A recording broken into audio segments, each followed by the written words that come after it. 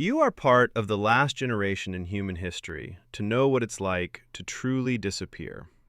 Think about that for a second. If you were a teenager in the 1990s, you belonged to a unique bridge generation. You are the only people who remember the world before the internet became a basic human necessity, yet you were young enough to lead the digital revolution. You experienced two completely different worlds simultaneously, and that transition didn't just give you memories, it rewired your brain.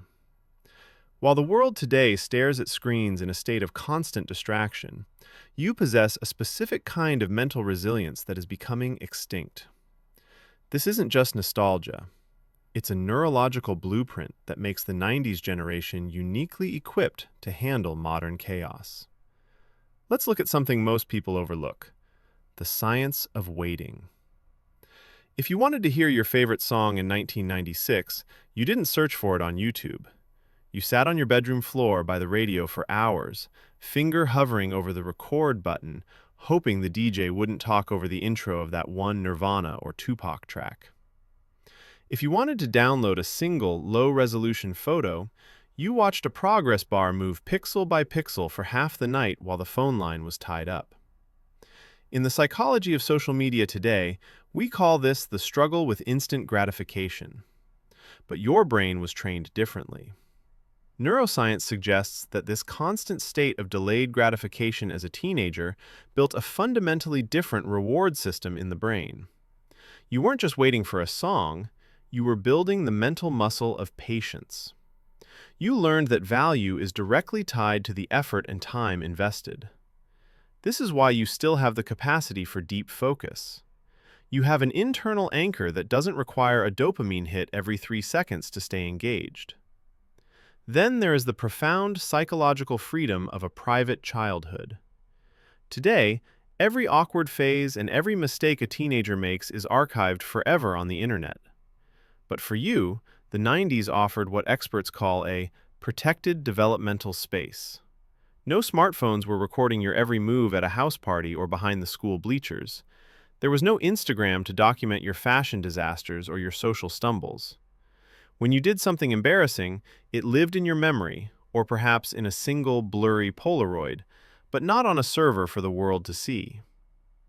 This lack of a digital footprint created a specific kind of digital well-being. It allowed you to experiment with your identity, to fail, and to reinvent yourself without being haunted by a digital ghost of who you used to be. You learned that your mistakes don't define you forever. This freedom from constant surveillance is why many who grew up in the 90s have lower rates of social perfectionism. You learned to be present in your life instead of performing it for an invisible audience. You understand that some moments are only meant to be lived, not shared. Think about the way you connected with people. Making plans in the 90s required a level of accountability that is almost hard to explain today. If you told your friends you'd meet them at the mall food court at 7 p.m., you had to be there. There was no running late text, no last-minute cancellation via WhatsApp. You gave your word, and that was all you had. Sociologists point out that this forced the development of reliability and trust. If you didn't show up, you dealt with the social consequences face to face. You learned that showing up builds relationships and that consistency is the foundation of trust. This era taught you to navigate the physical world with a sense of resourcefulness. You couldn't Google your way out of every problem.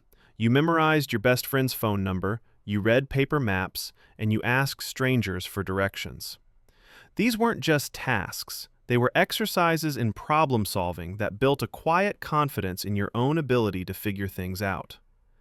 But perhaps the most extraordinary trait you developed was the ability to coexist with boredom.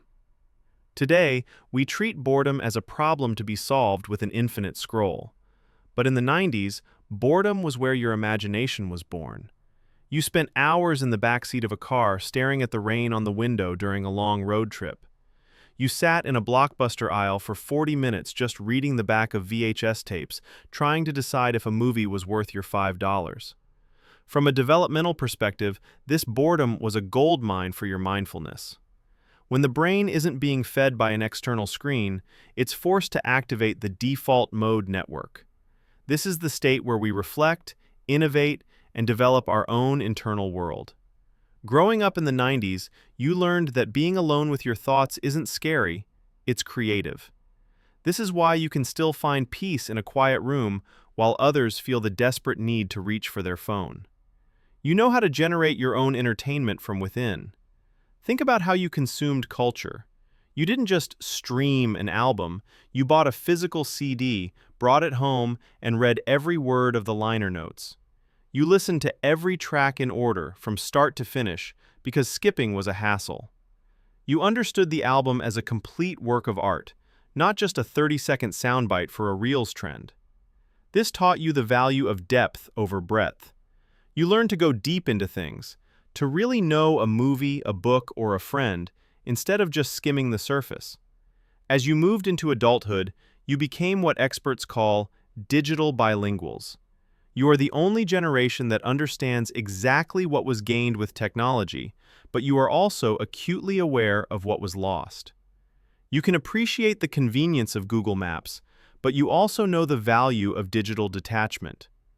You appreciate the depth of a long conversation because you remember a time when that was the only way to truly know someone. This bridge you live on gives you a unique advantage. You have the sustained focus of the analog era and the technical skills of the digital one. You can think creatively like someone from the era of pagers and mixtapes, but implement solutions with the most advanced tools. You are curators of your own lives. You remember when every photo mattered because you only had 24 shots on a roll of film. This makes you more critical of how you spend your time and attention today. What connects everyone who grew up in the 90s is this quiet resilience. You've navigated the greatest technological shift in human history and came out the other side with your sense of self intact.